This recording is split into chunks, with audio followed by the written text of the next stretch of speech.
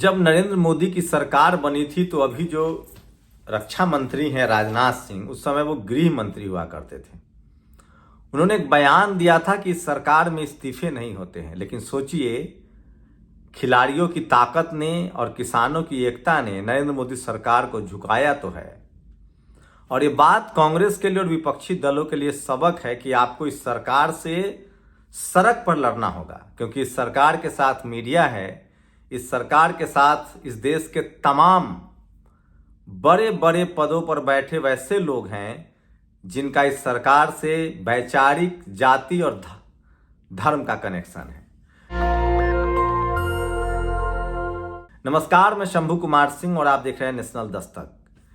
खेल मंत्रालय ने WFI को पूरी तरह से भंग कर दिया है।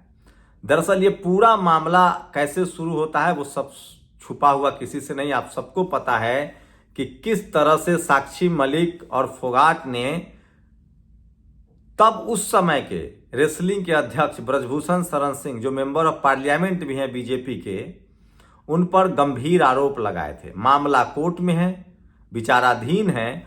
उसके बाद WFI का काफी जद्दोजहद के बाद चुनाव हुआ और कहा गया कि खुद ब्रजभूषण सिंह के करीबी संजय सिंह इसके अध्यक्ष बन गए हैं। एक पोस्टर हाथ में लेकर ये तस्वीर याद कीजिए जो सारे खिलाड़ियों का मुंह चिढ़ा रहा था, जिसमें लिखा हुआ था, दबदबा तो है, दबदबा तो रहेगा। इसके बाद महिला खिलाड़ियों के पास कोई रास्ता नहीं था और पहला इनिशिएटिव साक्षी मलिक ने लिया और दिल्ली के प्रेस क्लब में, जो ऐतिहासिक जगह है, वहां पर उन्होंने अपने जूते निकाल दिए और कहा कि मैं संन्यास ले रही हूं। टीवी अखबार में इस पर भी कोई बहस नहीं हुई, लेकिन अब टीवी अखबार की जरूरत किसी को है नहीं। सोशल मीडिया ने उसकी भरपाई पूरी कर दी है और सोशल मीडिया पर इतना वायरल हुआ। और संजोग से साक्षी मलिक उसी जाट समुदाय से हैं जिसका 2 दिन पहले बीजेपी जाट समुदाय का मुद्दा बना रही थी।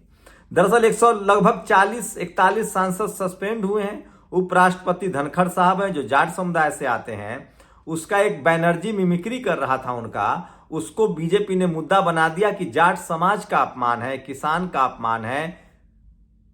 वहीं से मामला तूर पकड़ लिया। किसी क्या पता था कि यह मामला ठीक उल्टा पड़ जाएगा बीजेपी को। जाट समाज के मान, सम्मान और अभिमान की बात कर रही थी बीजेपी और संबित पात्रा। उसके बाद सोचिए, लोगों ने याद दिलाना शुरू किया कि जब साक्षी मलिक और फोगाट को जंतर मंतर पर पुलिस वाले बूट से रौंद रहे थे तब जाट याद नहीं आया। जब 700 किसान शहीद हो गए तब आपको जाट याद नहीं आया। और यही मामला दोहरा पड़ रहा था और कहीं ना कहीं सरकार को लगा कि जिस जाट समाज का वो कार्ड खेल रहे हैं उस पर कहीं वो फिसड्डी तो नहीं हो जाएंगे। और वहीं से प्रधानमंत्री नरेंद्र मोदी पर दबाव बढ़ने लगा और खासकर उपराष्ट्रपति धनखड़ साहब पर दबाव बढ़ने लगा। मैं तो फिर कह रहा हूं, यशपाल मलिक के बाद हो सकता है कि इस पूरे फैसले में धनखड़ साहब का बड़ा योगदान हो, क्योंकि वो बैकफुट पर थे, सुलझे हुए इंसान हैं। संसद में मैंने कई बार जातिवाद के खिलाफ उनको स्टैंड लेते हुए दिखा है। एक तिवारी जी कह रहे थे कि पढ़ा लिखा यजमान, तब उन्होंने रोका था, कहा था कि तिवारी जी पानी बहुत बह गया है, कहाँ हैं आप।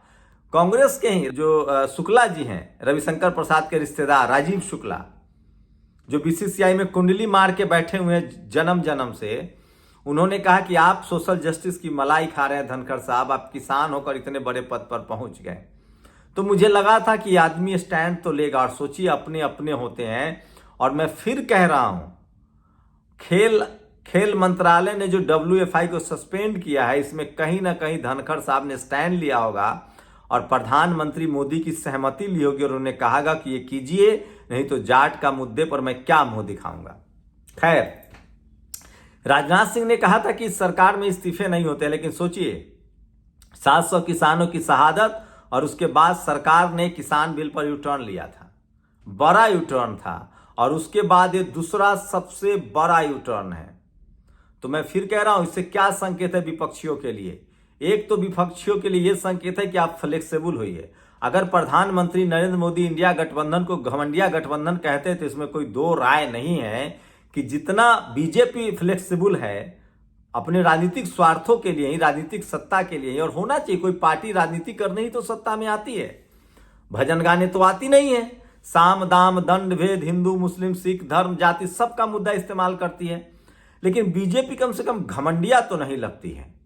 उसको पता है कि राजनीतिक नफा नुकसान देखना है। सोचिए, कर्नाटक में चुनाव हारने के बाद उसको नुकसान दिखा और जेडीएस से गठबंधन कर लिया देवगौड़ा साहब से। कांग्रेस से आप ये उम्मीद नहीं कर सकते हैं। कांग्रेस ने मध्य प्रदेश, राजस्थान, छत्तीसगढ़ में किस तरह से तमाम SC ST OBC लीडरशिप को अंगूठा दिखा दिया था कि हम तो चुनाव जीत रहे हैं। कितना अभिमान था। तो मैं फिर कह रहा हूं, राजनीति में अभिमान चलता नहीं है और कांग्रेस को जो 60 साल का हैंगओवर है उससे बाहर निकलना पड़ेगा और कम से कम बीजेपी से सीखना पड़ेगा कि कब कहीं उठक बैठक भी करनी पड़ सकती है और कहीं थोड़ा तनकर भी खड़ा रहना पड़ सकता है। सोचिए, तेलंगाना में भले कांग्रेस जीत गई है लेकिन BRS को आपको साथ लेना पड़ेगा। तो आज सोशल मीडिया पर दबदबा का, जूते की नोक पर दबदबा, तो ये तमाम सोशल मीडिया पर वायरल है और मैं फिर कह रहा हूं कि इसको आप जाट समाज से भी जोड़कर देख सकते हैं। ये बात तो है, जाट समाज का इतिहास रहा है कि वो गद्दारों से हार जाते हैं, तलवार के दम पर आप उनको नहीं हरा सकते हैं। मान, स्वाभिमान, अभिमान के लिए वो कम्युनिटी, किसान कम्युनिटी हमेशा तत्पर। और ये तो बहुजन समाज, सर छोटू राम का पूरा इतिहास देखिए, यही तो बाम सेफ कर रहा है घर घर। सर छोटू राम ने पंजाब प्रांत जीता था, अंग्रेजों के समय चुनाव हुआ था, पंजाब प्रांत जीता था और मुसलमान को मुख्यमंत्री बनाया था। सर छोटू राम ने एक मनुवादी पर जूते चला दिए थे जब वो बचपन में उनके फादर का शोषण चल रहा था। ये सब लिखा हुआ है किताबों में। बाबा साहब की भी मुलाकात हुई थी सर छोटू राम से। तो सोचिए किस तरह से महाराज सूरजमल का अपना शानदार इतिहास है। तो जाट समाज ने, किसान समाज ने खासकर, और इसमें यह बात मानना पड़ेगा कि यह सोशल मीडिया का दम है। मनुवादी और जातिवादी मीडिया ने साथ नहीं दिया, लेकिन सोशल मीडिया ने इस मुद्दे को जिस तरह से उठाया और जिस तरह से जमकर पूरा देश इस मुद्दे पर एकजुट हुआ, वहीं से मुझे लगता है मैं पूरा आश्वस्त हूं कि पहले यशपाल मलिक किसान आंदोलन पर यशपाल मलिक की कुर्बानी हुई। यशपाल मलिक की गवर्नर छीन ली गई, लेकिन यशपाल मलिक किसान आंदोलन में लगातार एकमात्र इकलौते नेता थे जो बोलते रहे, अंत तक बोलते रहे यशपाल मलिक साहब। और नतीजा हुआ कि बीजेपी को यू टर्न लेना पड़ा, सरकार को यू टर्न लेना पड़ेगा, भारत सरकार को यू टर्न लेना पड़ा, प्रधानमंत्री नरेंद्र मोदी को यू टर्न लेना पड़ा। और मैं फिर कह रहा हूं, इस मुद्दे पर भी धनखड़ साहब को लग गया होगा कि किस तरह से वो जाटों के मान, अभिमान, स्वाभिमान का मुद्दा जो वो बना रहे थे उसको कहीं ना कहीं डेंट लग रहा है। और सवाल है महिलाओं का, आधी आबादी उसको देख रही है और टीवी अखबार के खबर न दिखाने से खबर दबती नहीं है। तो अपने अपनों के लिए खड़ा नहीं होंगे तो क्या होगा। और ये बात इस देश के तमाम बहुजन नेताओं को सीखना चाहिए। आज अगर WFI को सस्पेंड किया है खेल मंत्रालय ने, तो ये उस समाज का दबाव है, इस देश के तमाम न्याय पसंद लोगों का दबाव है, तमाम उन महिलाओं का दबाव है जो साक्षी मलिक और फोगाट बहनों के साथ हैं, और तमाम उन लोगों का दबाव। सोचिए, यादव जी ने कहा कि हम पद्मश्री छोड़ देंगे, पुनिया ने कहा कि हम पद्मश्री, तो कौन आया? किसान के साथ किसान आया। जब जाट लड़ रहे थे तो यादव ने कहा, पहला दूसरा यादव बने जिन्होंने कहा कि मैं ये मेडल छोड़ दूंगा। पूरा Bahujan Samaj, SC ST OBC और किसान कम्युनिटी एकजुट हुआ और सरकार को यू टर्न लेना पड़ा।